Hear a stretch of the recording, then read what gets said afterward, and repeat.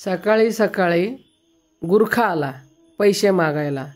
तो बोलतो मी गस्त घालतो इथे। मी बोललो किती वर्षापासून घालतो रे? बोलतो माझ्या बाप दादाच्या जमान्यापासून मी घालतोय। हो का? तो खोटं बोलतोय ते मला माहीत आहे, पण पैसे कमवायचं जरिया छान आहे लुबाडायचं। म्हणजे तुम्हाला काम करायला नाही पाहिजे, एक काहीतरी निमित्त बोलायचं आणि पैसे कमवायचे।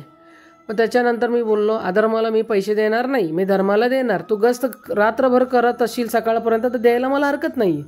तू खरतच नाही तर मी कशाला देऊ पैसे? मी देणार नाही म्हटलं, अधर्माला मी देणार नाही। मी तिथे त्याला ज्ञान देत होतो। ज्ञान देता देता त्यावेळेला तो बोलतोय तुम्हाला माहिती आहे भगवद्गीता काय आहे?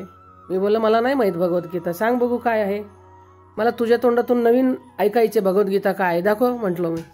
तर त्यावेळेला मोबाईल काढतोय, त्याच्यामध्ये फोटो आहेत त्याचे। मी बोललो तू कशाचा भगवद्गीता करतो, काय करतो? मला सगळं माहिती आहे रे बाबा म्हटलो। तर बोलतो मी सगळीकडे जाऊन भगवद्गीता वाटतो। तर मी बोललो तुला कोणी कामाला ठेवलंय ना त्याच्यामार्फत तू विकतो आणि तू पगारावर विकतोस, लक्षात घे। निःशुल्क भगवद्गीता वाटायची असते, पैशाने नाही, हे लक्षात घे म्हटलं। मग त्याच्यानंतर तुम्हाला भगवद्गीता माहिती आहे? मी बोललो मला काहीच माहीत नाही रे, मी कालच आलेलो, मला काहीच माहीत नाही म्हटलं। तू सांग भगवद्गीता म्हटलं। तर तो बोलतोय श्रीकृष्णांना कारागृहामध्ये उपजला। मी म्हटलं श्रीकृष्ण कधी उपजलाच नाही, श्रीकृष्ण कधी उपजतच नाही, तो प्रगट होतो। तो काय करतो? माया करतो आणि प्रगट होतो, लक्षात घे। देव कधी जन्म घेत नाही, तो प्रगट होतो, हे लक्षात घे। खांबातून पण नरसिंह अवतार प्रगट झाले भक्त प्रल्हादसाठी, हे लक्षात घे। मत्स्य अवतार, कूर्म अवतार, वामन अवतार, परशुराम अवतार, हे सगळे प्रगटच आहे। आणि तू बोलतोस काय उपजला म्हणून? पहिलं भगवद्गीता ना पूर्ण जानकारी घे, नंतर माझ्याकडे ये, माझ्याकडे येऊन बोलू नको म्हटलो मी। मग त्याच्यानंतर म्हणतोय तुम्हाला भगवद्गीता माहीत नाही? हा नाही माहीत मला, तू शिकव, नव्याने शिकव। मी शिकतो म्हटलो त्याला। तुम्हाला जे भगवद्गीता दिलं होतं ना त्याचं तुम्ही काहीही अंमलात आणलेलं नाही आहे, अंतरंगात उतरवलेलं नाही आहेत तुम्ही लोक।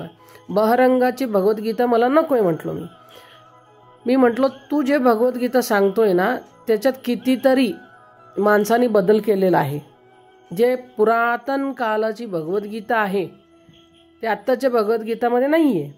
मग त्याच्यानंतर तो बोलतो तुम्हाला काय? हां मला काय माहीत नाही, सगळं तुलाच माहीत आहे, जगाचं काय होणार आहे काय नाही होणार आहे सगळं तुला माहिती आहे, तूच ब्रह्मांड नायक म्हटलो त्याला। मग नंतर मी बोललो तुला मी 1 रुपया पण देणार नाही।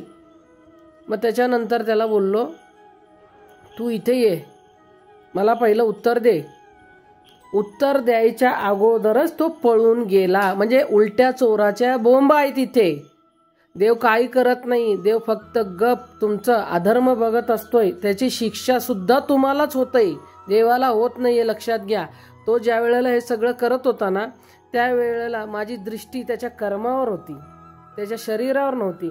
कारण शरीर मृत्यू पावणार आहे, आत्माच ते प्रारब्ध भोगणार आहे, हे त्याला माहीत नाहीये।